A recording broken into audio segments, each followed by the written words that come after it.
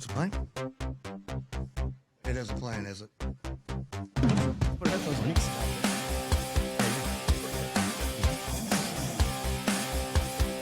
All right.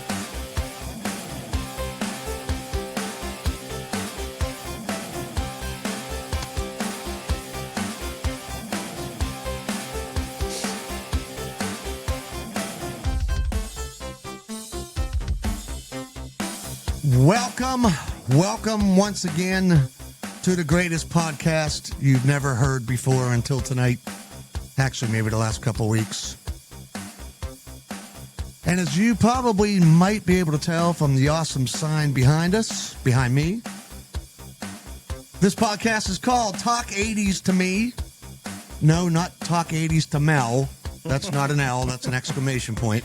Well, you can include Mel also. Yes. Do we know? I don't even know anybody named Mel. Do I worked with a chick named Mel. I'm going to tell Mel you said that. Oh, wait. I was you know thinking Mel. guys. You're right. I'm sorry. I was thinking guys named We Mel. all know that Mel, too, I'll be sending the video. Yep. Let's- Mel will not be happy. Can we start over? No. It's crap. Hey, I'm your host, Steve Barrett. How's everybody doing out there? And with me, as always, to my left is the sound man, the IT man, the cameraman, the everything man, The nerd. the man, the myth, the legend himself, Ben McMillan. How you doing, sir? Doing pretty good, sir. Thank you very much. Awesome. Thanks again for doing what you do to make this podcast possible. And to my right is another man, another myth, another legend, a man who I've known, oh my God, 30 years and counting. More, probably. Probably a lot more than that. The man with the van, as I like to call him. Yes. His name is Chip Guesman. Hello, Chip. How you doing? Everybody say hi. Steve, I'm doing great. Thank you.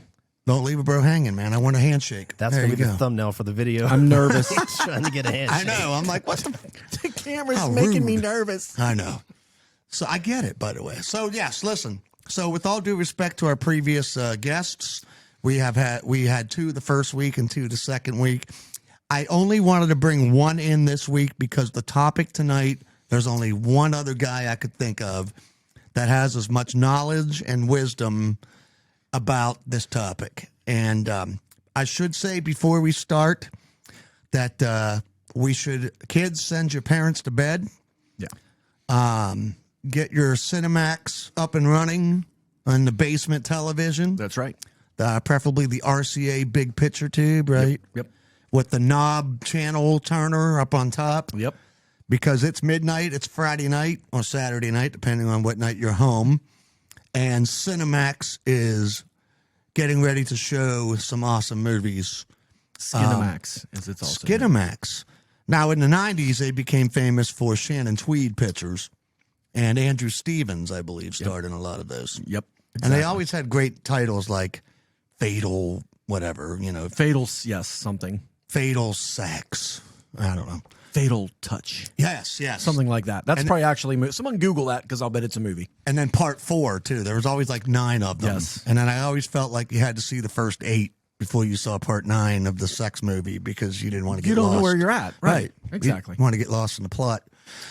But no, we're not talking about Shannon Tweed, Andrew Stevens' 90s sex movies. We're talking today about one of the greatest, most misunderstood genres of the 80s, and one of the most controversial and one of the most popular as well, the 80s sex comedy. And there is a lot to talk about. There certainly is. When it comes to this amazing topic. Now, I'm going to warn you ahead of time, we are going to be discussing... well, a lot of things about 80s sex comedies. This might have to come with a disclaimer. Ben might have to cover his ears, right? We're going to be talking about boobs. Boobs. Because boobs were big in the 80s sex comedies. They were? And they were natural, too, by the way. Yes. We're also going to be talking about butts. And we're also going to be talking about, what's a B word for the other private part that we can think of? Don't say it. I got several on deck, but... Oh, by the way, George Bush was my favorite president Yes. back in the day. Bush beer is Bush great. beer is a great beer. So Bush Light. Bush, That was later. yeah, that was the PG-13 stuff. But anyway, and by the way, that's going to be one of the topics that I want to ask your opinion about. Chip and I have spent a lot of time watching a lot of really, really, really awesome 80s movies. Most of the time hanging out in the living room of Jack and Kevin Leitner. Shout out to the boys. The brothers. They will be known from here on out as the brothers. As the brothers. And had some great memories watching a lot of things that my mom and dad would be absolutely repulsed. That was the place to do it. That was the place to do it, man. And a lot of them. But here's the thing. And this is why I wanted to bring this up. Because in addition to it being one of the more profitable subgenres of movies in the 80s, it was also, by all standards, one of the most reviled by parents, parent groups, churches, critics. And it's crazy to me that this was such a big deal and this was such a problem. Because if you really, really look at the movies themselves, there wasn't actually a whole lot of actual sex in them. No. Right? The genre we're talking about, very little. Right. Really. Now, there's some that push the envelope, which we'll touch on. Oh, absolutely. And some taboo topics that they touch. But for the most part, it was boobs. Yeah, absolutely. It was boobs. And it was gratuitous and it was wonderful. It really was. It really, and really the greatest double standard of all is that we hardly saw any male nudity in those movies. It's true. It was easily like 20-1 ratio, right? Right. And don't mind Ben. He's fixing Talk 80s to Mel. We endorse all nudity, just so you know. Yeah, we're Male, not against female. it. I mean, it's, you got to give something to the ladies to watch, right? I Amen. mean, you take a date to one of these 80s sex comedies, you want them to feel like they're part of the fun. They deserve a nicely chiseled buttock. Right. I feel. Right. Or maybe, maybe they're liking the breakfast, the sausage, I'm sure. muffin with egg. I'm sure. That was a product placement. I apologize. But speaking of product placements, I want to thank once again our sponsor, an awesome company. They are called Apex Giant. They make some really, really awesome products. You got to check them out. Go to www.apexgiant.com. They make something awesome called the Minimalist Wallet. It's got a lifetime guarantee, made in the USA. It's awesome. Check it out at that website, www.apexgiant.com. I was on there before I came up today. I said, I want to familiarize myself with the Apex Giant line of products. It's awesome stuff, man. They got some really cool camping stuff. Yes, they do. And the wallet. Yes, the Minimalist Wallet. It's great. Instead of hauling around a big bulky wallet in your back pocket and getting bad backs and pains and everything else. Yep. It's a really awesome little small minimalist wallet that you put in your front pocket and it can hold up to 17 credit. I think, is that right? 17 credit cards? If you have that many. Sure. Yeah, if you have that many. Do you carve those each by hand? How do you make those? So we have a CNC machine that we custom built down there, and it actually makes the outer parts and the even the metal parts too. Pretty cool. Awesome. That is awesome. It is. And I just realized our clock is not working, so It's probably better. knowing how. It's probably better. That Do you way. have any way of knowing how long we're going to be talking? Yeah. Okay, cool. That's why you're the man, Ben. I know. ApexGiant.com. Throughout the day, throughout the show, if you feel like just randomly saying ApexGiant.com, that'd be cool. I will. All right, awesome. Because, see, here's the thing. I forgot to mention it last week until the last 10 minutes of the show. The last 10 minutes of the show last week was the best 10 minutes. Of the There show. we go. All right, see? Wheelchair story. Oh, my God. That was awful. Go watch was that awesome. video if you haven't seen it yet. Right. Oh, yeah, thank you. Check it back, by the way. Obviously, if you're watching this on YouTube, you can see the previous episodes. We're also working towards getting this stuff on Spotify and creating our own YouTube channel. This thing is taking off, and I love it, and I'm happy. Apparently, a lot of people like the 80s just as much as we do, so that's awesome. Hell yes, they do. And we got some great topics coming up, by the way. In the future weeks, we're going to be talking about 80s horror movies. We're going to be talking about, now, we talked about hair metal last week, but good friend of ours, Johnny Klemick, said, hey, what about like the power metal bands, the traditional metal bands? And what about the non-metal bands, like the good rock and roll bands, like, that made a big, like, Cheap Trick and, so, yeah, there's a lot to talk about, movies and TV shows and sports and pop culture and news and everything else. So stick around, guys. We were talking before we started shooting today. These conversations aren't new.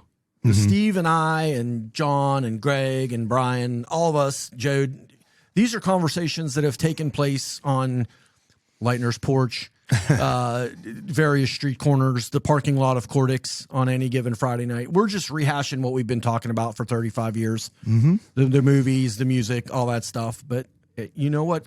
I like Instagram. Instagram's my thing, and YouTube. But the kids that are genuinely into the 80s stuff right now is so cool. My wife and I were discussing this before I left today. Young kids that love the music, love the fashion, and it's new and it's fresh to them. Right. And that's great, especially for guys like me that play in bands that play that music. But I think it's great because it is great. It's great music. The movies are great, and the more people that can discover that and enjoy them like we did, the better. Because we need to laugh in this world we live in nowadays, and we need to rock out to some great tunes. So. Well, and we were talking a little bit last week. Greg was talking about all the bands that he's been in, and I'm sure but for those of you who don't know, Chip Guesman is a great drummer. He's fun, great drummer.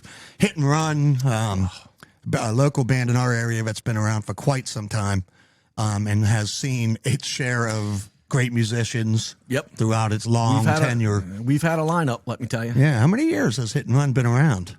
91. 91. We played our first show. Hit and Run was like White Snake. You at some point you had to be in our band. Like it's like it goes on your resume. All right. Oh yes, yeah, I hear you was in Hit and Run. Okay, you're good. Well, I think locally it would be quicker to say which local musician didn't play in Hit and Run at one point or another. Right? That's a tough one because we really, we need to get Jode to come sit in with a gig. Oh my God, he's young. He's a little younger.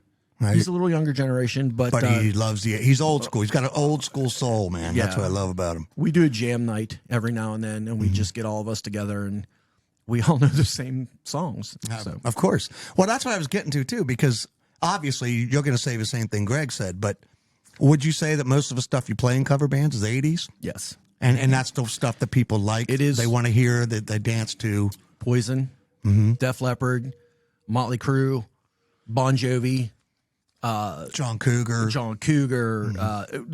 With Hit and Run, we got Mike and Buzz playing with us now, and Mike likes a lot of what's the Honeymoon Suite, some of that stuff. Jesse's Girl. Listen, if you can't have a good time at one of our shows, it's on you. Right. Well, and the point is that nobody's really requesting 90s, right? You don't really get a lot of requests for that, or 2000 plus, or you might get some 70s, right? But I think 80s is the bulk of it, wouldn't you say? Hands down. Okay. Hands down, the 80s. And I was trying to mention this last week, but I forgot to say it. But from time to time, I DJ weddings for an awesome company called Macmillan Photography. And I have a lot of brides over the last few years, between 21, 25 average, years old. And when I always ask them, well, give me a playlist, give me songs that you want to hear. And 9 times out of 10, there's a bunch of 80s songs on there. And they're 25. I love it. Right? Amen. And they don't ask for a lot of 90s. They don't ask for a lot of 2000s or 70s or whatever. It's a lot of 80s. And I always ask them, you're 25. How do you know this? And they almost always say the same thing. My parents.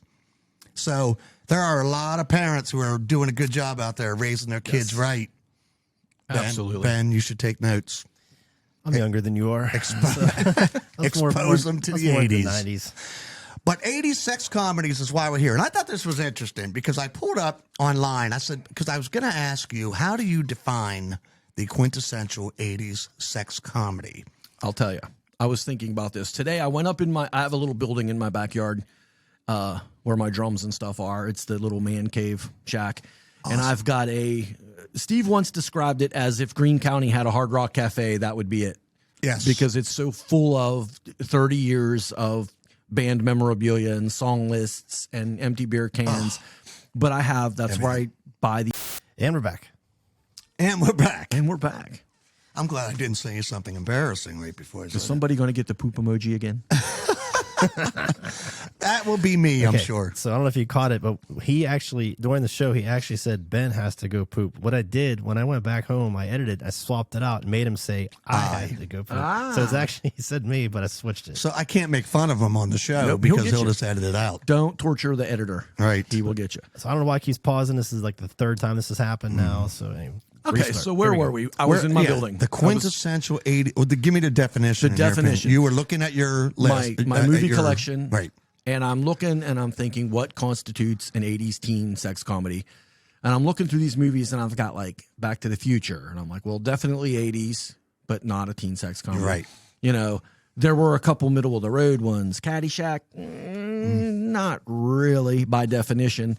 Then you got movies like Zapped, which I would definitely put in there. Yes. So I think what we broke it down as there's got to be a quest for sex. Yes. A mission. A mission. Sometimes the typical script went something like this: high school age kids, parents out of town for the weekend. They're all Somebody's horny. having a party. They're all horny, Right. And they're trying to score, and mayhem ensues. Yeah. That's basically the plot of 90% of the movies You we're just going to talk about described that tonight. I can think of like 35 movies off the top of my head. That's Yep. exactly what it is. Well, that's great because this is a definition I found online, and I love this. So, what makes a sex comedy, especially from the 80s? What are the requirements? According to this website, which I can't remember the name of, but it's okay. First of all, they must be rated R, which I think is interesting. I think that's, yeah. Must have a plot or subplot about guys trying to score, which is what you just said, right? Yep. Must have gratuitous nudity, Yes. right? That's a give me. Should feature a race or challenge or of some kind, or at least a revenge scheme, Yes. right? Absolutely. The jocks. Were Yeah, usually the bad jocks guys. versus the nerds, whatever, blah, blah, blah. Must have at least one virgin, male virgin, Yes. right? Should have horny heroes be victorious over rich, snobby bad guys. Yep. Or jocks, right? Yep. And this is the most important one, according to what I read online, critics must absolutely hate it. Yes. I think that's pretty good. That is that you're going to have a hard time beating that Right. description right there. That's dead on. So I went on this awesome website, by the way, called cracked.com. I'm sure you've heard of it. I right? have. Do you remember the magazine I do. Cracked? I do. It was Right. a mad Right. kind of thing, right? Well, they have been continuing on like website form for forever. And they put together this really, I'm not going to obviously read 9 pages, but I wanted to tell you, but they put together a great article, the 4 things that everybody must know about 80s sex comedies. Okay. And I wanted to share this because I thought it was interesting. And they're talking about, by the way, in this article, why they were successful, why there were so many of them, why was that subgenre like a bad rash that wouldn't go away, despite the critics hating it and everything else. So they narrowed it down to 4 points. And the first one was put all the blame on the VCR. And what they're saying here is that about the time that 80s sex comedies started becoming a big deal, the VCR explosion happened. Yes. And instead of being going to the theater and being 13, 14, 15, worried that you weren't going to be able to get into an R-rated movie, what the VCR explosion did was it allowed you to go to your local video store, not go behind the golden curtain. The goal. Right? We'll touch on that later. Yeah. Too. But you would see movies, and by the way, they always had those great big like clam style boxes, right? Yep. And the cover was always awesome. It was always like some chick, big boobed. It had to be because bikini. that's what you chose by. It Right. had to look. The box had to be the box art. If in the VHS collectors circles, they'll tell you that's half the deal. And it's half the movie right there, absolutely. And so you got these like titles like Going All the Way and Stuck on You and Losing It and blah blah blah. Right. So that was the big thing that the kids were able, horny teens who these movies were geared to in real life. Yep. Were able to go to the Ma and Pa Video for You, Videos R Us, Video, whatever. Yep. And if and this is what I did, I would befriend the owner or the worker, the employee or whatever. Hey, how's it going? Blah blah blah. Whatever. And then be cool with them, and then be like, hey, by the way, that Malibu Bikini Beach Shop or whatever. I just watched that not too long ago. That's why I'm laughing. Threw that out there too. But you know what I mean? And so kids got massive opportunities to take these movies home, and they'd have big sleepovers on the weekends and all their horny and it was always funny because it would be 10 guys. Yeah. Right? All horned up. Yep. No chicks in sight, but all sitting around a TV and an old Betamax or VCR, the big bulky VCR. Oh, we might get to see boobs in this one, right? Yep. And 9 times out of 10, they didn't disappoint. Granted, the acting was always awful, right? We didn't know though. We didn't care. We didn't care. Right? And every chick, now, you know, the big hair too, God bless them, man, right? Blonde was usually the way these things went, right? Big blondies with big boobs, right? So Crack makes a point that the VCR explosion really helped the genre really explode. Something I learned recently and thought about it afterwards, and it's absolutely true. The same is true with the adult film industry. Right. Was that when you were able to watch these movies in your basement or in your wherever, that's what sent it through the roof. And they attribute the success of home video mostly to the adult film industry because of that. Because prior to that, if you were going to see an adult movie, you were going to some sketchy theater in downtown Pittsburgh, or years and years and years ago when I was a kid, I remember, I don't know if I want to say it because they're still in business, but it was a drive-in theater in Fayette County. Yeah. That was notorious for showing, you know, some of these movies. But you hit the nail on the head. Was most of the movies we're going to talk about today, I did not see in a theater. Right. So, and most of them, I should say most of them, but a lot of them weren't even released in the theater. No. Or they had a very limited release and you couldn't see it anywhere, and then it would shoot straight to video. It wasn't at Washington Mall. Right. Okay. It wasn't at your hometown, you know, whatever. These movies you had to go out of your way to see in the theater. But you made a good point too. This is, even though I always like to say here, born in the 60s, adolescent in the 70s, partied in the 80s, cried in the 90s, and I haven't stopped crying. But anyway, it wasn't that bad, Steve. No, it was bad. The 70s, though, I remember seeing advertisements in newspapers that you could go see an X-rated film in the theater, like you were talking about. You could see Debbie Does Dallas or whatever. Behind the Green Door. Behind the Green Door, right? And starring Johnny Holmes. Wait, was that his name? John Holmes? John Holmes. Harry Reams. Marilyn Chambers. Marilyn Chambers was a big one, yeah. But you actually had to go to the theaters, right? And so, so the VCR explosion, I think, benefited three types of movies the most. The horror genre, the sex comedy genre, and the porn genre. The best three. Right. You know. I mean, I'm not going to argue with you. Yeah. All right. So that was the thing. That was number one. Cracked also makes a point that it was the perfect time because that's when the sexual revolution the late 70s. The sexual freedom of expression of sexuality became a really, really, really big movement. And people were not as restricted. Movie producers and directors were not as restricted as to what they could show on the screen, whether it was direct to video, especially direct to video. There were a lot less restrictions. But so there is, it says here, so, oh, wait, where was that? Oh, yeah. So, like, as Pee Wee says from Porky's, you know, they want us to look. They really want us to look. So that's what was going on at the time. That both men and women, boys and girls, teenagers and adults, they were all getting swept up in this raging sexual revolution where it was okay to talk about sex again publicly. You know, it wasn't so shamed and it wasn't so hidden.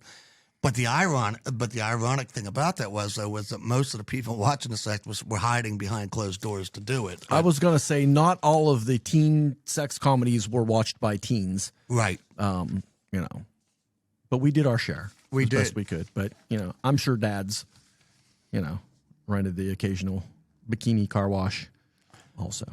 Great movie, by the way. It's 92. I checked before I left. Is it really? It feels like an 80s movie. You know, we're going to slide it in. We're going to White Snake reference. Yes. We're going to slide that into eligible to discuss because in the hit and run band, when you come to band practice and we're playing, it is on in the background. We put the bikini car wash, one or two, either one in the background. But something else about those movies, which we'll touch on in a little bit, also the soundtracks. There was some great music. The soundtrack is very important. It all tied in. It all tied in. The third thing that Crack.com talking about is the profitability was ridiculous. I'm gonna throw something at you here. That Porky's in 1982, 1981. I was back there. What year was that? Hold on, I have that written down somewhere. Son of a gun. I think it was 81. Let me. What the? You've got like a Senate here. I know. I got I got papers here. Okay, so 82. Okay, so it had a budget of 4.5 million. Actually, it says here 2.5 million. I was going to say. And peeped its way to over 111 million at the box office. And so keep in mind, now that was worldwide, I believe, but keep in mind too, this is back in the early 80s. How movie tickets were like $3, right? Yeah. I mean, I think if they adjusted it by inflation, we're talking probably like $500 million or something Insane crazy. money. So really, Porky's opened up the floodgates. And the other thing that was interesting was that when those movies started making money, a lot of young up-and-coming actors who hadn't really made their name yet, and this is something big we're going to talk about, a lot of today's established stars made their starts in the 80s sex comedies. And my list is going to surprise you at how many, not only A-listers, but Academy Award winners started in this stuff. So the profitability was huge. And again, a lot of that had to goes back to the VCR explosion too, because you could rent a movie for like $2, right? And of course, unless you didn't rewind it, and then the you movies had to pay we penalty. watched, they were we got the 99-cent special. Right. Ben's shirt reminded me. That's an awesome shirt, by the way. Yeah, I know. I love Radio it. Shack. I'm going to talk about everything as if everyone watching this is from Greene County and knows exactly what I'm talking about. But I think every small town's pretty much the same. Absolutely. Small town America. There's a plaza up the road here where Kroger's was and Murphy Mart back in the day. And there was a Radio Shack up there. That's where it was originally. And that was the first place in Waynesburg that I remember being able to rent movies. Before there were video stores. At Radio Shack? At Radio Really? Shack. I didn't And they know that. were like $13. It was like, I remember going up there with my dad and mom, and they bought the VCR, like the one that the top popped up, like the thing weighed 100 pounds. Yeah. And it still worked the day my sister threw it away. I was mad at her. But going up there, and you could rent movies there because I got Star Wars, and I thought that the fact that I could watch Star Wars at home blew my mind. It's amazing. But then it wasn't too much longer where the mom and pops exploded. Yeah. And God, I miss the video store. I do too. It was so great. So many great memories, even behind the curtain. Especially by Especially. But the profitability too. We're talking about actors, but then that also, as you mentioned just a few minutes ago, bands started getting interested because they saw that money was being made here. These movies were making money. So a lot of these 80s sex comedies, especially earlier on, they were getting bands that might not have been huge. You know, I mean, they weren't getting Rolling Stones. They weren't getting, Van Halen. Cheap Trick Right. had so many soundtrack tunes, great ones too. They fell into that Right. niche of, great rock and roll band. And like I said, the soundtrack, there was a lot of those movies that the soundtrack is what carried it through. Absolutely. And it was just the total package. Soundtracks and MTV, the connection there. It was the perfect storm. Soundtracks became huge because they were putting the videos out. And I will die on this hill right now and tell you that the greatest 80s song sounds on a soundtrack ever recorded. What do you think I'm going to say? I have, coming from you, I genuinely have no idea. All right. But I know I'm going to know it as soon as you say it. There's about 10 people out here who are going to be watching this who are screaming at the screen right now because they know it. But 1983, Valley Girl with Nicolas Cage and Deborah Foreman. Great 80s teen sex movie. Amazing. It's a great movie. Right. Just, Great soundtrack. Modern English, I Melt With You. Right? Such a great song. We played that for a while with Jack. Mm-hmm. Jack remembers that. Love you, Jack. Yep. We do love Jack. Great. Great. Do you know that song? Yeah. Moving Forward. Come on, we'll sing it. I'll stop the world and melt with you. Oh, such a great song, man. And again, here's the thing. The tie-in is now when you hear that song, what do you think of?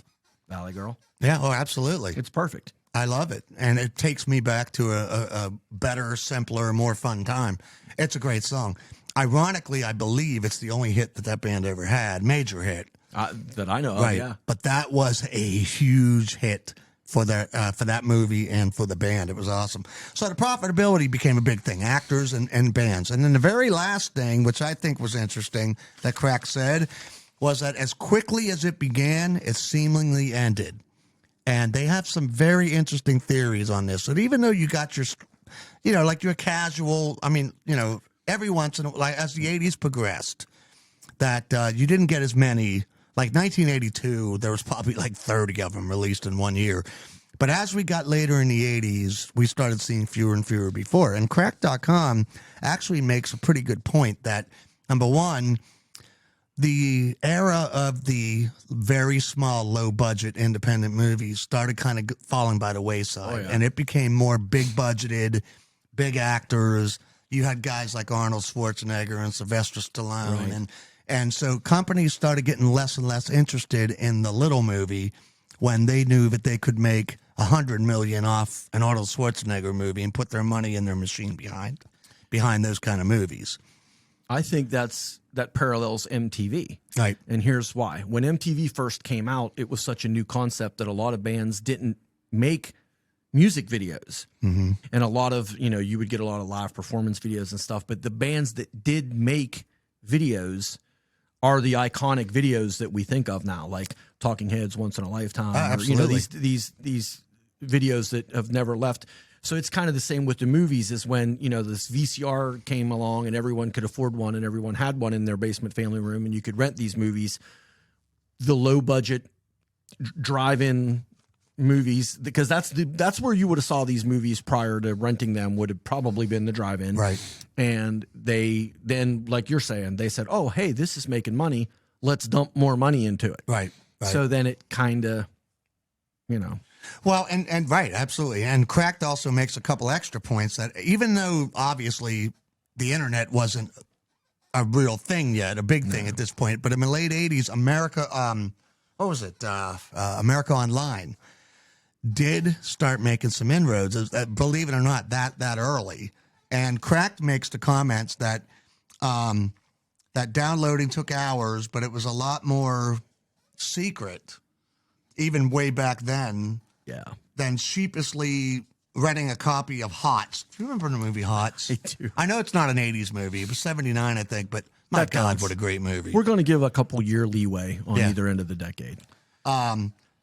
So as download speeds increased and the porn world turned its eye to online profit centers, the need for R-rated softcore fun started to diminish. And the other argument that the other factor that they feel is the AIDS scare. Yeah.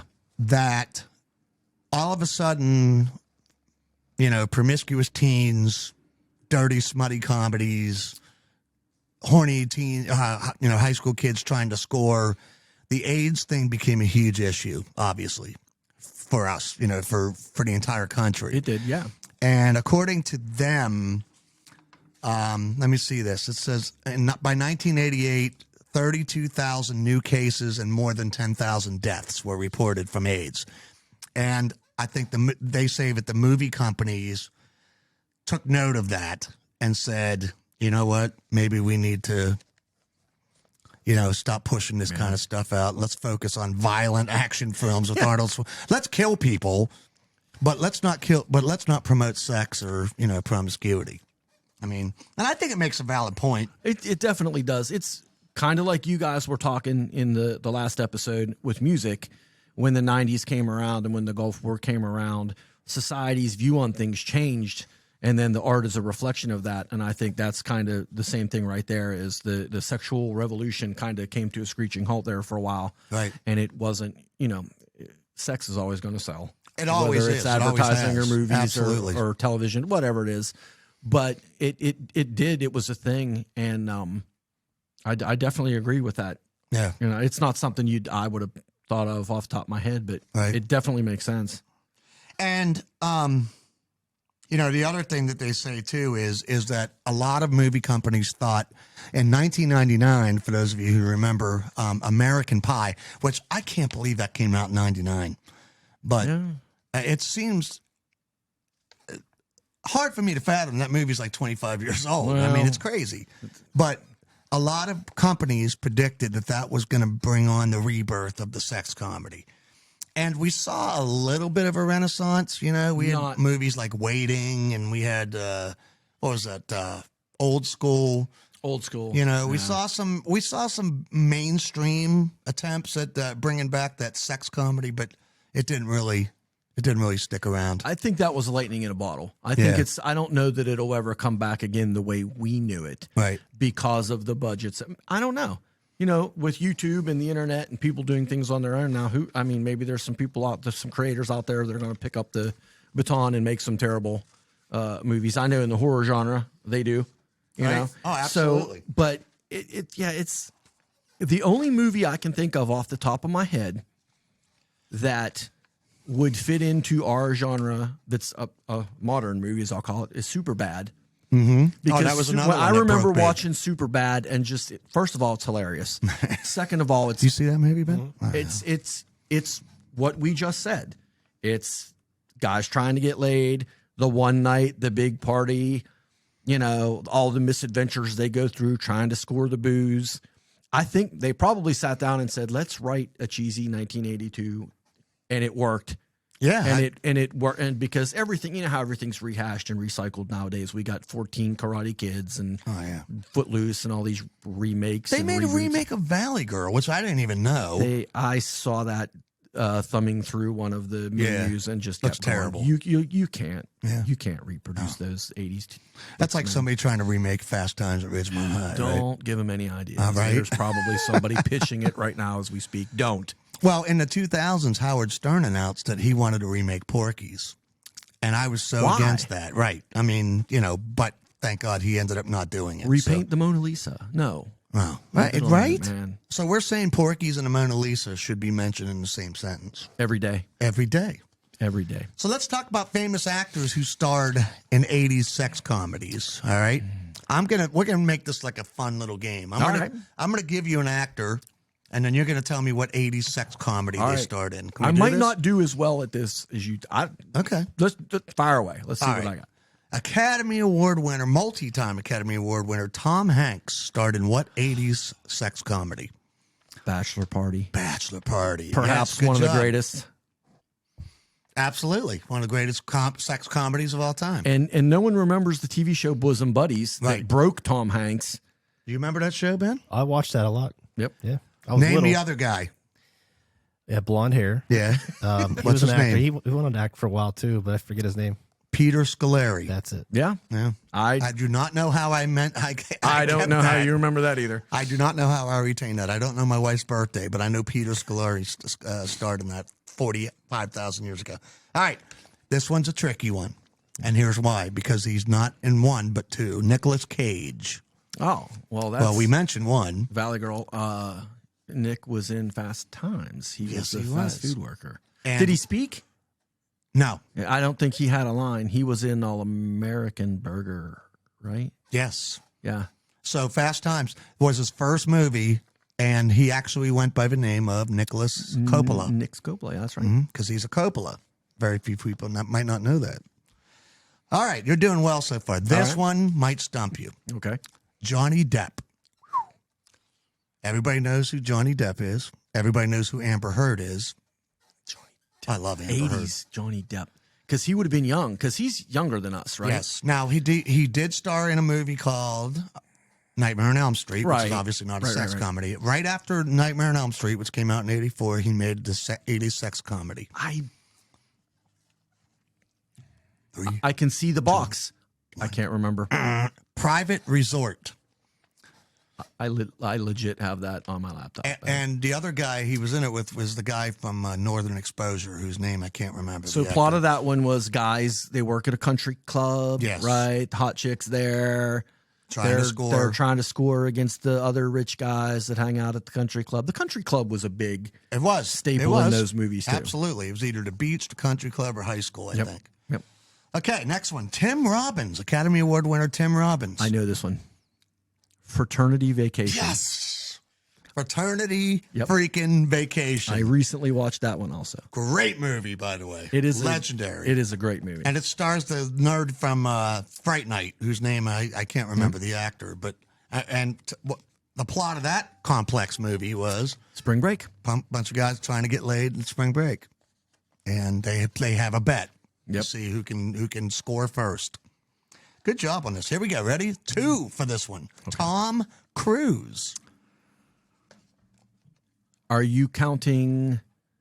Oh, the big one. With the Porsche in the water. I'm drawing a blank. Give me a second. Risky business. Call an ambulance. Yeah, Ben. Oh my God. How about that? Ben knew that one. Oh my God, that's awesome. The other one is Losing It. Losing It with Shelley Long. Yep. And where do they go? They go to Tijuana. Tijuana. Yep. With one of the greatest songs in the middle of that movie, the guy on piano. Knock, knock. Who's there? Tijuana. Tijuana who? Tijuana, bring your mother to the gangbang. Great song. The plot of that movie was the kid had a Chevy, a 57 Chevy. Yes. He was taking it down to get it reupholstered. The little brother tagged along to buy fireworks. Yes. Was Tom Cruise the character trying to get laid or no? Tom Cruise was the nerdy book guy. The nerdy book guy. Dean Stockwell played the guy. That's terrible, but I know that. I know. He played Lord. the guy. He ends up being a jerk in it, and then he kind of has like a, Yep. like he turns things around at the end. And Shelley Long. Shelley Long. She's divorced. She went down for a divorce, and she met these kids down there. And she has sex with Tom Cruise, who's a high school student in this movie. Yeah, that's right. And remember, we're talking the 80s here, okay? That stuff flew in the 80s. And Jackie Earle Haley. Oh, my God. Right? Everybody knows Jackie Earle Haley, right? You know who that is? No. You ever see the Bad News Bears? Yep. Yeah. He's not in that. All right, so here we go. Ready? Right. Lori Loughlin. Now, those of you who don't know the name, you should know her for 2 things: Full House, right, and the big college scandal. Right. I can think of an 80s movie that she was in, but it's not a sex comedy. She was in Rad. Right. I'll tell you who else was in it. Okay. C. Thomas Howell. He was a regular, right, in that list of people. And one of my favorite 80s girls. You ready for this one? Gonna blow your mind. Kelly Preston. Oh, 80s Kelly Preston. Mm-hmm. I've thought a lot about 80s Kelly Preston, especially lately. Did she pass away? She did pass away. John Travolta. Yeah. I'm going to kick myself when you say it. Fred Ward is in it, too. And Dee Wallace. You might not know who that is, but... All right. Drawing a blank. Secret Admirer. Okay, let me see. If I can describe the box to the video, is Kelly Preston falling out of a car door on the box? Nope. But that's another one. Mischief. Mischief. Okay. But that was her, right? Right. That's absolutely that was. And you see her full frontal naked in Mischief. Really? And you also see her bodacious boobies bouncing in Secret Admirer. I'm going to have to save my quarters and go back to the big wheel. Yes. And see if they have that in the big wheel. Go down the big wheel, honey, and get me a bag of tapes. All right. You ready for this one? I'm ready. Forrest Whitaker. Oh, that's easy. That's easy. Yeah. Right here, man. Fast times at Ridgemont High. Ben, you know who Forrest Whitaker is? Yes. Acclaimed Academy Award winner. Great actor. Got a weird eye, but that's all right. He really lives here? I thought they just flew him in for games. Great scene in that movie where Spicoli arranges to have his car trashed to make him think that the other team did it. The last half of this podcast is going to be there's going to be a solid 40 minutes of just talking about Fast Times. Oh, yeah, because I got some prepare yourself for that. I got some great trivia about that, too. Prepare. All right, we got a couple more names here. Rob Lowe. Oh.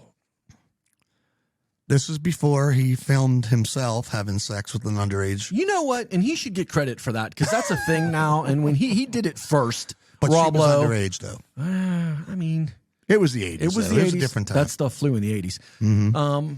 Rob Lowe. Now, I know there was the one with the Brat Pack gang. Right. I wouldn't call that St. a Elmo's sex Fire. comedy. That's definitely not. That's like a rom-com. This one's, I don't even know if you might actually even consider this. Andrew McCarthy's in it. Rob Lowe. John Cusack in one of his first early movies. Oh, how do I know? Takes place at a private school, private academy. Andrew McCarthy falls in love with Jacqueline Bisset, who turns out to be Rob Lowe's mother. Something about... One word title. Rhymes with ass. I can see the box. He's standing on books kissing the woman. Yes. Rhymes with ass. Class. Class. There you go. Damn, Steve, you're digging deep in the VHS box. Yeah. All right. And last one.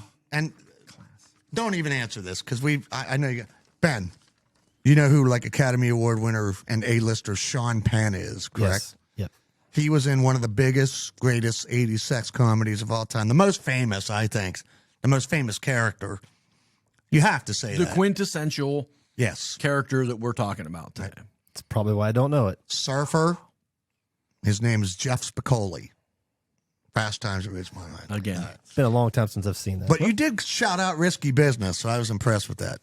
Another great Sean Penn movie that's not a sex comedy by any stretch of the imagination, but I'm just going to throw this in there. 80s? Yeah. Bad Boys. Oh, my God. I was just going to say that.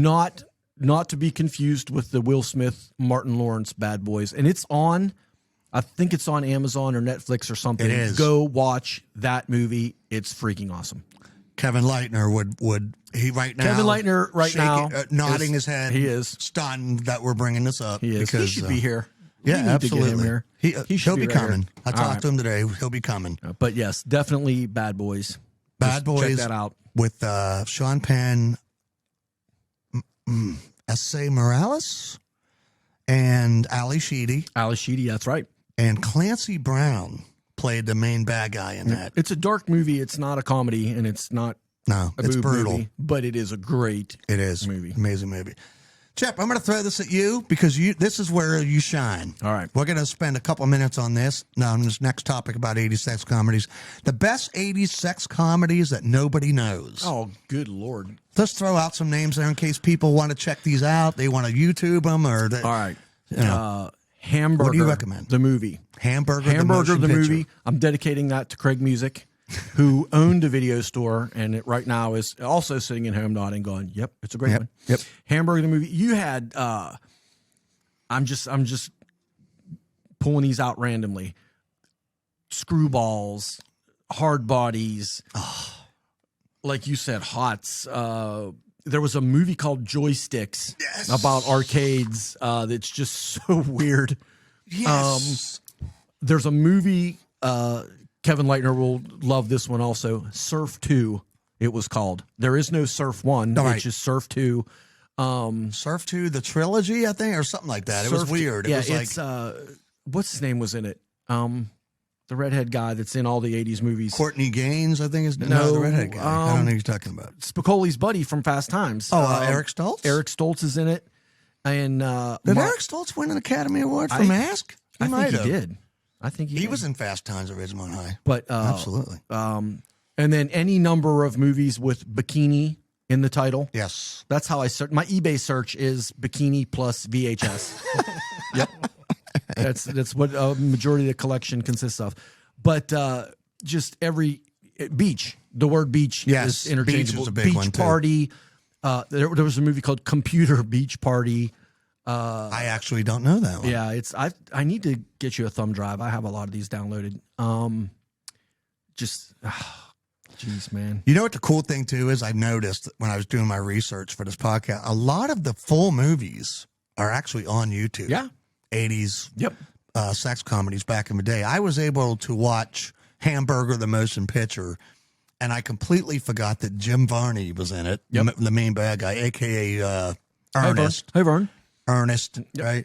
Do you remember seeing a movie talking about Hamburger? Fast Food, the movie? I remember. I keep referring to the boxes. Right. Okay, now I know where people are like, "What do you mean the boxes?" The videos. This all goes back to the video store. Yes. Is I know so many movies by the picture on the box. Right. Because you would go in these video stores and you would stare at these movies for hours, and they were burned into your brain and they never went away. That's why I don't know useful information because of all There's this too stuff. much of it, right? All this stuff's clogging my brain. But yeah, And then do you remember, too, you'd pull off the Velcro, the Velcro tab. the tab, Yep. right? That would have the title of the movie on. Do you remember that? Have a title of the movie on the Velcro tab, and you pull it off the box, Yep. and you take it up to the counter. No. Wow. And then a lot of them would have the card, too.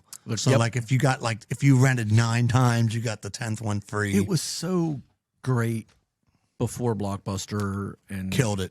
Yeah, it was when it was literally mom and pop. Mm-hmm. One of the best ones was right down the road here, and my late Aunt Nancy worked there. What was it? What was the name of that video store? Wasn't it? I just referred to it as the video store. I know. Oh my gosh. And Nancy, I loved her too. She was awesome. Not Videos to Go, Videos for You, Videos. That's gonna bug me. Yeah, but it was right down there, and it was a nice video store for Waynesburg. Absolutely. And then we had some little like sketchy corner video stores that were equally as awesome too. Another awesome one. Shout out Video 99, Barb Stawinski. I loved her. Yep. She was awesome. Yep. And I would go in there and talk for hours about movies. It was great. Yep. Yeah, I love this. And you would like commune at these places, right? Like you would literally just go in with a couple buddies or even by yourself, and you would just fraternize with whoever was working. Pat's. A Pat's discount. Pat's discount. Other customers would come in and you just start talking. Hey, I saw that. That's pretty good. Yep. Oh my God. You got to see how many boobs are in that one. When right? there were video stores, when there were record stores, Yes. when there were We were last week talking about National Record Mart, how you had to stand in line for standing hours in line to for get concert tickets and hope The that mall. you got them. Yeah. You kids don't know. You don't know. You don't know. Get off my lawn. So yeah, so there's a list of some deeper cuts, some movies that aren't as big as your Porkies Let and me check Fast my Times. list. I got a list. I got a sweat course you soaked do. list in You my just pocket. walk around with a list of I do. obscure 80s sex Oh comedies. God, That's pretty awesome. Some of these aren't obscure. Oh my God, Listed. Wildlife is Spring Break, great. Wildlife, Surf to You. There's some other ones that we'll probably Up touch the on. Academy. That was Mad Magazine's movie. Yep. That was a good movie. I mean, terrible, but great. Cheap You know Trick what I mean? soundtrack. Right, that's a great soundtrack as well. What 80s sex comedy can you remember had the best soundtrack? Spring Break. Oh, The movie Spring Break was one that I have the soundtrack on vinyl. Okay. So that was also another Cheap Trick one. Strong soundtrack. Right. The movie, it's not really a sex comedy. Heavy Metal. Oh, of course. It was animated. Yeah, but, one of the greatest the soundtrack soundtracks. on there. But a lot Valley Girl. Valley Girl had a great soundtrack as well. Jeez, it was. I read that was the debut of the Plimsolls on that CD on the Valley Girl soundtrack. I think there was another band that broke. Pretty sure Oingo Boingo was on that one Oingo too. Boingo was another one They of were those another big soundtrack soundtrack bands band, because you're right. Bachelor Party, they did the theme for Bachelor Party. You're right. Jeez, all that's. So let me see this I'm gonna list, by cry. the way. Let me see. All right, I know this. Well, you is, could see how I scratched stuff out because I changed my mind on it right. afterwards. Well, I'm I like, just want this to, yeah, isn't because really I'm a looking sex at your comedy. list here, and my God, there's some good ones here. We talked briefly about Zapped, Scott Baio, Baio, Willie Ames. Heather freaking Thomas. That was Heather Thomas, not Heather Locklear. Right. There's Heather. a lot of Heather confusion. freaking Thomas. Heather Thomas, Fall Guy. Fall Guy. Loved her. Who was T.J. Hooker? Heather That was Heather Locklear. Heather Locklear. So you can't go wrong either. Zapped was great. Wildlife. The Wildlife is I'd call that a sex comedy. it's very absolutely. similar. Oh, it's definitely Yeah, Eric absolutely. Stoltz also, And Christopher Chris Penn. Penn. It Who was passed away, by the way. yeah. I loved him. Yeah, he was good. He was the Wildlife. Edward Van Halen did the soundtrack for that. And so if you're a Van Halen fanatic like me, seek that out because there's some unreleased stuff. Actually, what's crazy is some of the songs that are soundtracks in the background of that movie became Van Halen songs. Oh, wow. I didn't know that. So, but that was a great movie too. Again, kid graduates high school, gets his first apartment, big party ensues. Takes There's place at mayhem. the party like one night. Yeah, they right? go to a strip club for a bachelor party. Mayhem ensues, and then there's the younger weird brother that's, into his. It's a good Vietnam. Just get the Wildlife, rent it. That's a weird subplot, by the way.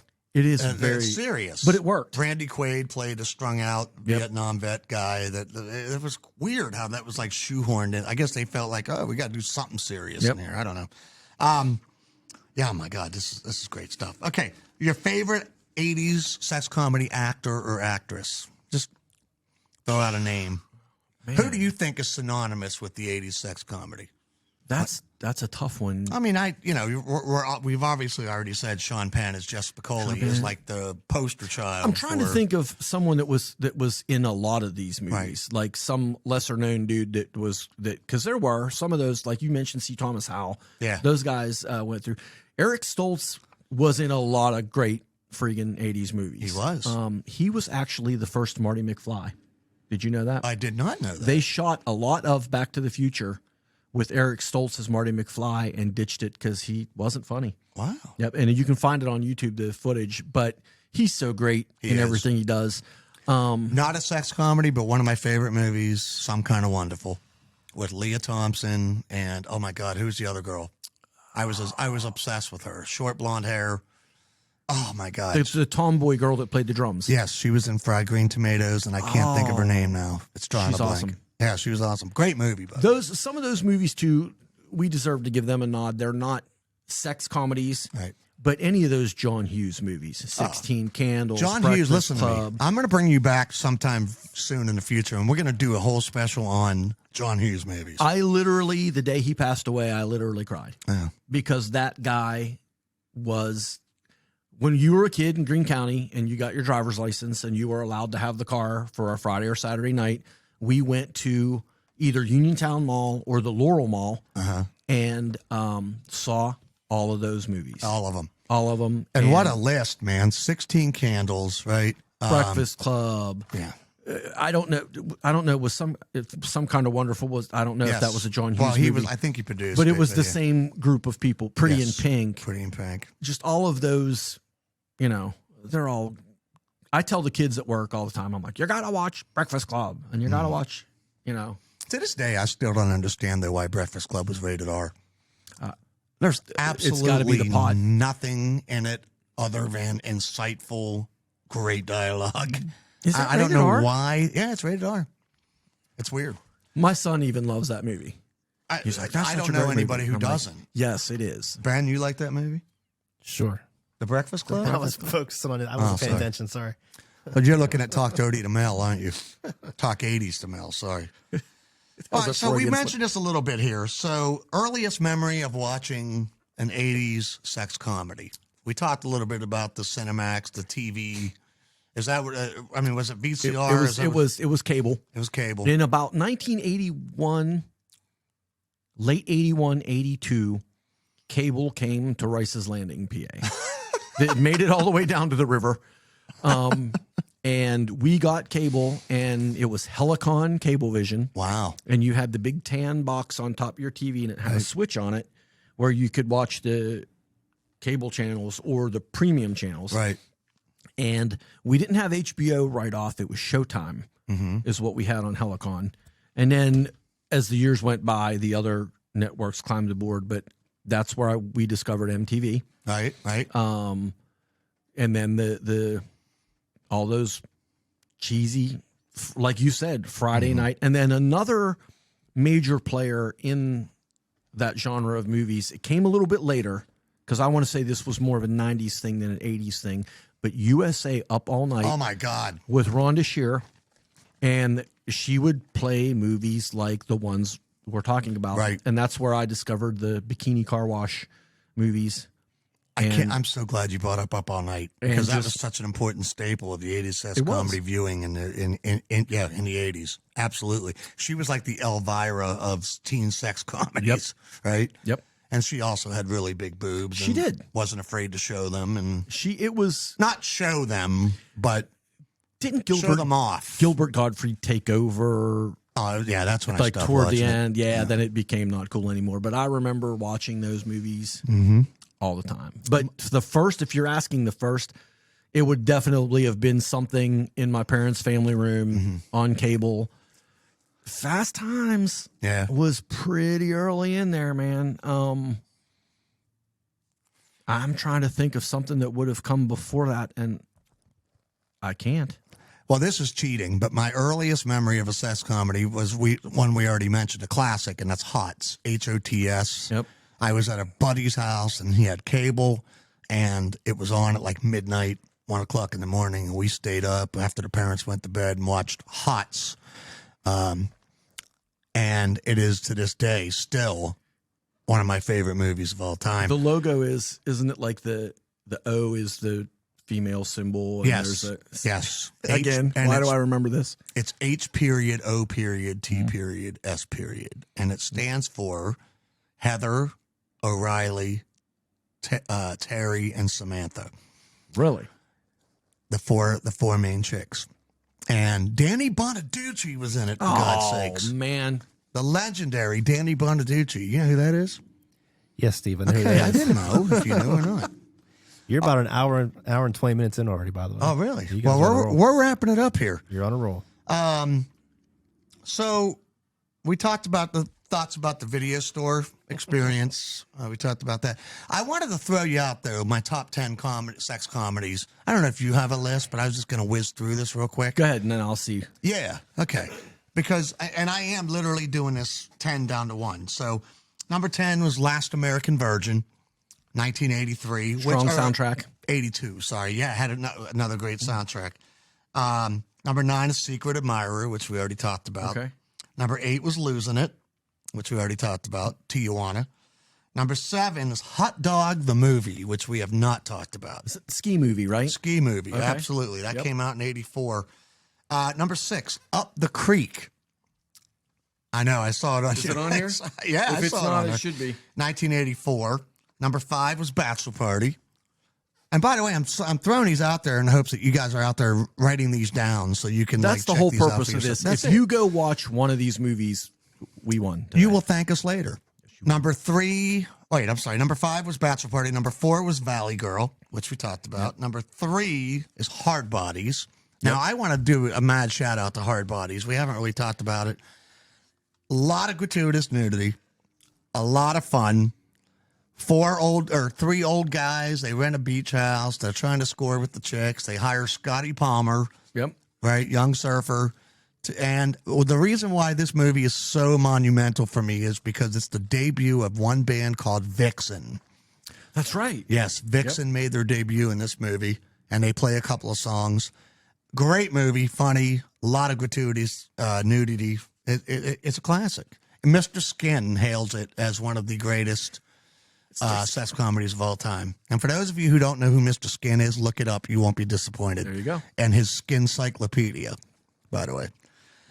Number 2, Fast Times at Ridgemont High, obviously. And I figured you might be surprised that I said Fast Times number 2, not number 1, but only because the granddaddy of them all, number 1 is Porky's for me. And it is because it set the genre. Right, absolutely. It really did. It was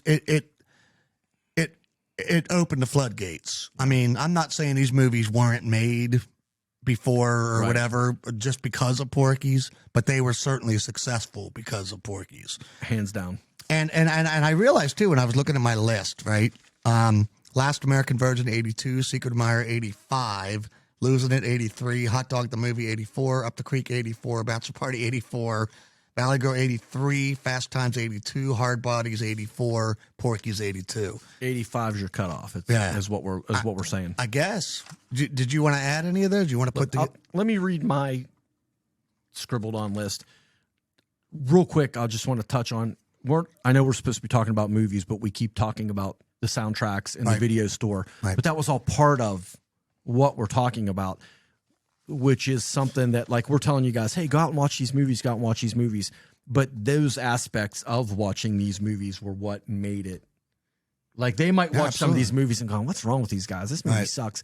But it was the whole idea of going to the video store, renting Yeah. the movie, all that stuff. You So make it was a good the whole point. big picture. So you got to take all that into Audiences consideration. today might So- not appreciate the way we did because it was something that was that was really Well, a lot of stuff, revolutionary to us. a lot of stuff that flew back then won't nowadays. Right. Touch on that in a second. Yes. So my list is, I got Up the Academy, Great which movie. wasn't a huge movie, but like you said, it was produced by the people that made Mad Magazine. Military. It was a military academy. Yep. Right. Up the Creek, we also mentioned great soundtracks, some Cheap Trick in there too. Guys are in a raft race. They go to a crappy college and they're the guy says, "I'll let you graduate if you win the raft race." So that's And all you Tim need to know. Matheson played the main guy. He was in his Yeah. 40s at the time they Easy. filmed this movie. Easy. There was a lot of 40-year-olds playing 20-year-olds in the 80s. Right. Zapped was the Scott Baio, Willie Ames comedy where something happens to Scott Baio and he gets telekinetic powers and he uses it to look at chicks' boobs. So that was a fun one. I've got a movie called Beach Balls. Do you remember Beach I'm Balls? embarrassed to say, but I know of it. I've never seen it. It is. Plot line was this kid friends with the rock band. Girl's parents go out of town. They have a big party at her house. The rock band plays, and they try to make the record company guy come and discover the rock band. And so, definitely not one a lot of people have heard of, but it definitely fits what we're talking Continued the trend, I guess, of sex comedies that have the word balls in the title, Balls. right? Meatballs, Screwballs, Beach Balls, Ben's Balls, about. whatever. I remember Ben's balls. What does Ben? That is the question. We got The Wildlife, which we talked about already. That was kind of very Fast Times-esque, but still good movie on its own. With the That'd be a Van good Halen soundtrack. double feature, by the way. That'd be Fast Times amazing. and Wildlife back to back. Yep. I like to watch The Wildlife on a Friday night. It puts me in that week. It puts That me where I makes need to be sense. for the weekend. That makes sense. Surf 2, which I'd mentioned earlier. I'll tell you who was in Surf 2 real quick. Eddie Deason. Now, Eddie Deason, Another 80s legend. I got to touch on this. Eddie Deason, for the easiest way to people know who Eddie Deason was, he played Eugene in Grease. Okay. Both of them. Yeah, and the younger kids will know his voice from the Polar Express. Okay, I actually met Eddie Deason. He was a patient at the hospital. I can't discuss that because of that stuff. But I will say that he's a super nice guy. And they're bringing him down the hall, and I was like all excited because I'm like, Eddie Deason. And I asked him, what was Olivia Newton-John really like? Oh, she was wonderful. That voice. But it was so weird because he looks exactly the same as he did in the movies. And I would walk in his room and it's like, Eugene's in here. But, and he's having a little rough time. But Eddie, I love you, brother. If you're out there, if you're by chance watching this, Eddie Awesome Deason. story, He man. is a great, great guy. Actually, I have his autograph, believe it or not. Yeah. Do you really? Eddie Deason? He was at some Christmas thing that we took quarter to, and he was signing autographs, and I didn't even realize who he Polar was. Express, Yeah. right? Well, yeah. I mean, after the fact, I realized it. Once I heard him talk, Are we all bonding over Eugene? He's in so many movies, though. Yeah, he really is. War Games. Yes. He was in War Games. So Mostly played the bow-tied, spectacled nerd. right. Yeah. Yep. But great You guys guy. both know Eddie? Wow, that's crazy. I'm impressed. All right. So back to the balls. Meatballs. Meatballs. Now, that came out, by the way, in 79. I'm going to push it. I'm going to push it because when It's you your say list. It's your teen list. sex comedy, Meatballs plus Bill Murray, Yes. Yeah. is the greatest. Yes. I got Stripes in there. Ooh. There's boobs and I don't know whether That's right on the cusp. I would like to push Stripes I will allow it. I will allow it. because it's another great Bill Murray movie. Yes. I put this on here just because it's such a, like earlier when we were talking about getting to your parents' car and being allowed to go to the movies. Right. The first movie I ever took a girl to was 16 Candles. Oh, it's great. Now, movie. it's not a sex comedy in the tradition of gratuitous nudity, but I mean, Anthony Michael Hall does hold up Molly Ringwald's underwear. So there's a lot of sexual undertones, but it is such a great movie. And it boils down to that, the wild party at the house, everybody does. coming of age comedy. And then Fast Times is my number one because it's the thing I'd like to touch on about Fast Times real quick is it's got we mentioned the dark undertones. Fast Times at the time, it was controversial. There's the abortion scene and stuff like that.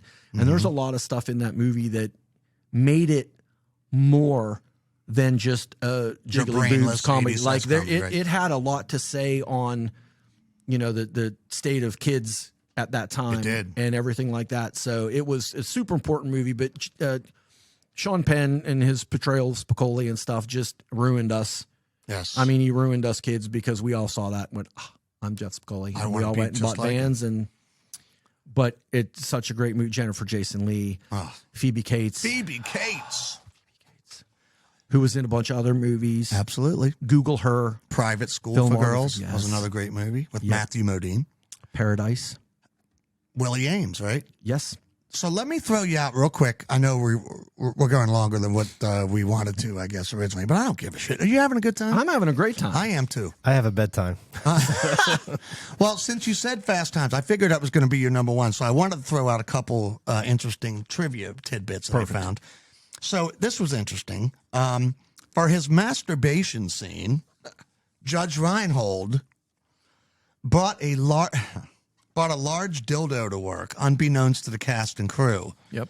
So the look of Phoebe Cates when she walks in, that was a real look of horror because she thought that was his That's true. That's Judge a true Reinhold. story. Yes, And that is a true story. go watch the movie. That's all we can tell you. But yeah, her face when she opens that bathroom door, that's genuine. Here's another one. Nicolas Cage lied about his age so that he could get a bigger part in the movie, but the producers found out he was only 17, so they gave him a non-speaking part. But this was his first paid role. Nicholas Coppola. He was behind the counter in All American Burger. Was it the scene where the guy comes up to the counter to complain? Yes. And he looks, yes. He wasn't behind the counter. He was in the back cooking fries or something. Here's another one. Sean Penn improvised a great deal of his of his lines during takes because his sole purpose was to aggravate the crap out of Mr. Hand, the actor that played Mr. Hand, Ray Walston. And Ray Walston hated him by the end of the production because Sean Penn kept messing up the lines on purpose and changing things around, making his life a living hell. Isn't that crazy? They said Sean Penn, when they got on the set, he would become Spicoli. Oh, yeah. He was and a method he would actor. only answer to Spicoli during the filming and everything. Like, he took on that persona. Right. And I think Sean Penn downplays Spicoli now because he's probably sick of hearing people calling Spicoli. Right. But he had such an impact. I don't care what anybody says. I think that movie made his career. Oh, absolutely. And I know he's done a lot of fantastic things since then, but absolutely. Yeah. And here's the crazy thing. So we've already established Fast Times. I mean, think about the actor Eric Stoltz, Nicolas Cage, Sean Penn, Forrest Whitaker, Jennifer Jason Leigh, Phoebe Cates, Judge Reinhold, Ray Walston. Check out this list of people who auditioned for the movie and didn't get it. All right, for different parts in Fast Times. This list includes Ralph Macchio, Matthew Broderick, Michelle Pfeiffer, Meg Tilly, Lori Loughlin, Elizabeth frickin' Shue, who I love. same. Kelly Preston, Rosanna Arquette, Carrie Fisher. She couldn't have played a high school student, so I don't know if she was auditioning for a teacher role. And Ali Sheedy. None of them were good enough, I guess, to... That's pretty crazy. That movie could not be cast any differently. Who wrote that? I'm drawing Amy a blank. Heckerling directed it. Oh. Cameron Crowe. Is that Cameron right? Crowe, yes. Yes. And he went undercover, didn't he? He posed as a high school student for a long, like a school year, and would party with these kids and hang out with these kids and everything. He wrote for Rolling Stone. Yes. Correct? If you watch the movie, what's the movie about the kid? Perfect. No, the one. Oh, hell. The movie about the. You're going to have to edit this. No editing. No editing. It's about the kid that writes for Rolling Stone magazine when he's really young, and the blonde girl. Almost Famous. Almost Famous. Almost Famous is about him. Oh, That's yeah, basically the That's right. autobiography of it. I forgot about But that. he posed as a high school student, and they said the original printing of that book is hard to find. Yeah. But they say it's, and then the guy who played, who was the nerd? In what movie? Damone's friend. Oh, yeah. Mark yeah. Ratner. The guy that played Mark Ratner went on to be the guy that write the For Dummies books. Really? Like Computers for Dummies or whatever. Computers for that all those guy, books. All that guy whose name I can't remember, I apologize, Mark Ratner guy. He's also in one of the greatest 80s low-budget horror movies ever made called The Burning. Yep. Anyway, and last thing I want to say, Fast Times, $5 million budget, grossed $55 million worldwide. It was considered a huge hit for the film company. Incredibly enough, there were multiple attempts to make a sequel. It never came to fruition. They did make a TV show that was so miserable Yeah, it was awful. that they yanked it, I think, after just a couple of episodes. Real quick, a quick thing about Valley Girl that we talked about earlier. Director Martha Coolidge was ordered by the film's producers to show female breasts at least 4 times. All right. She was a real feminist, was not happy about this, but she found a loophole. She agreed. But because they didn't tell her how long each nude scene had to be, if you watch the movie, every time you see a nude breast, it's only literally 1 second. So she was able to find a loophole. I thought that was interesting. That movie, by the way, had a budget of $350,000. Box office was $17.5 million, which at that time was a lot of money. And I want to wrap this up with Porky's. We did talk about that originally. I thought this was some really, really interesting stuff. First of all, Porky's, the highest grossing Canadian movie for 24 years. Jeez. Directed by Bob Clark. Now, you want to talk about a guy with a very weird track record. He made one of the most legendary horror movies of all time in the 70s called Black Christmas. Okay. Then he made Porky's. Then he made Rhinestone with Sylvester Stallone and Dolly Parton. I remember Dolly. Which is a guilty pleasure. And then he made A Christmas Story. What? The classic. The legendary, all-time greatest Christmas movie, beloved by everybody. This guy made it. The guy who made Porky's, Black Christmas, and Rhinestone made the most cherished, beloved Christmas movie of all time. How crazy is that? Legendary critics, Siskel and Ebert, called Porky's officially the worst movie of 1982. Rated at top of the list. I love this tidbit. You ready? It was the first time a movie ever showed an erect penis penetrating a peephole. How great is that trivia? It had to like you said, it had to happen. I want to meet the guy who figured that out, though.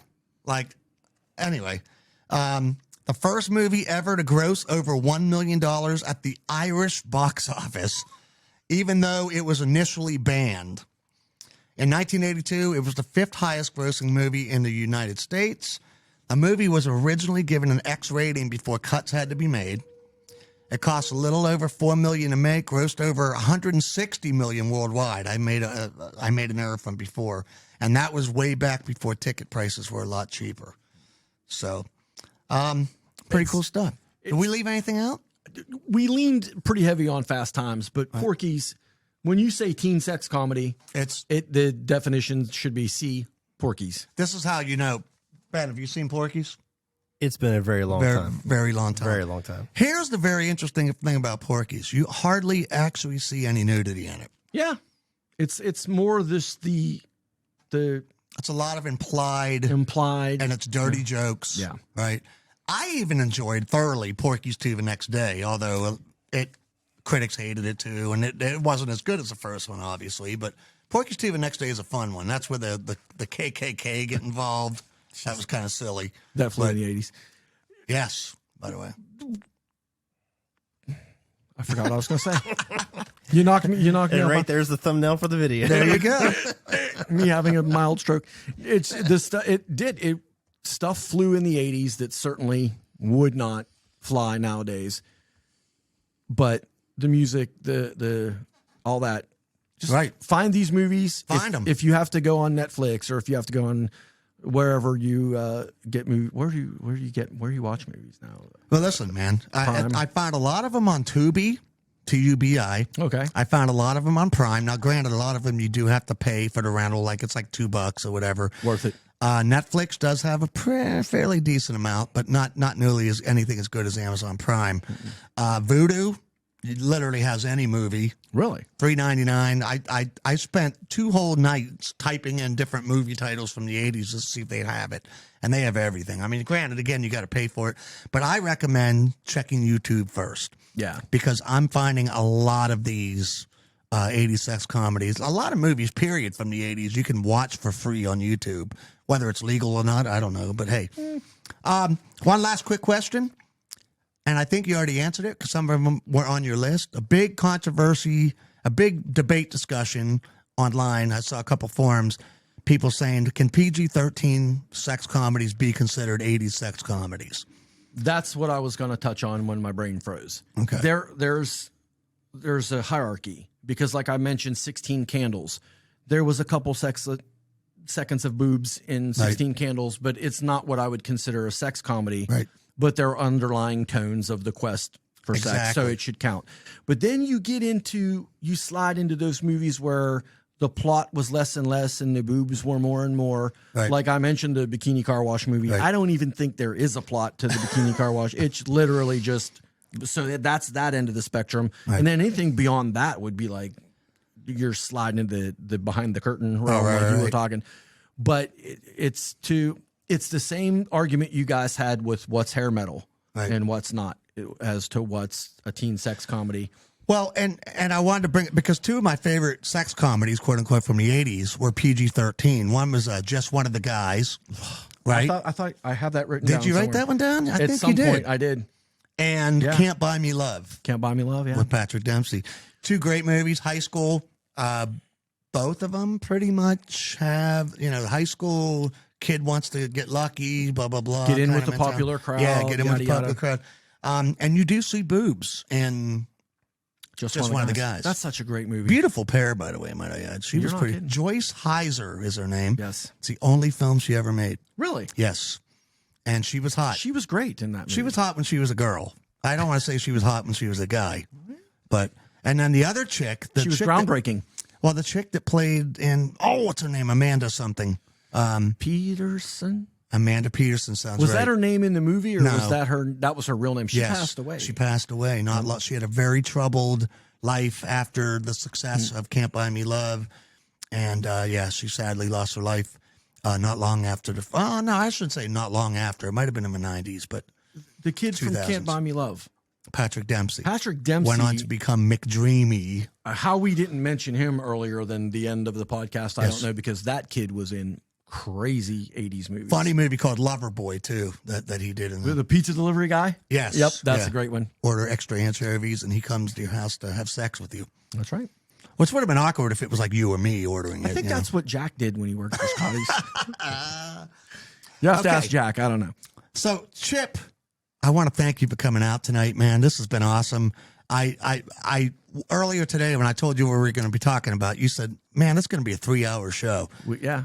I'm happy to say it's only been an hour and what? About 45 minutes, an hour and 45. Oh, my God. Yeah, we got to wrap this It's up. supposed to be around an hour and 15. Yeah. So we're a little long. So, but listen, hundreds and hundreds of 80s sex comedies that we just kind of narrowed down, summed it up, talked about it, discussed it, rated them. Mention your favorite in the comments if we missed it. Absolutely. Please tell let us us know what you want us to watch. Absolutely. Chippy Guesman, legend here in these parts. I want to thank you for coming. By the way, be sure to check out apexgiant.com.